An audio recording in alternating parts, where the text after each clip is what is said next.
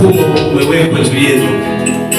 Tafuta hata kama ni kwenye mambo ya pesa, mambo ya mahusiano, mambo ya ndoa, ile mifumo kama ilitabisha waliotangulia kwako, pengine mpaka wewe unatafuta kwenye mfumo. Tafuta mazingira ambayo wao walishije, pengine wakukaa kwenye ndoa wakadumu kwenye ndoa.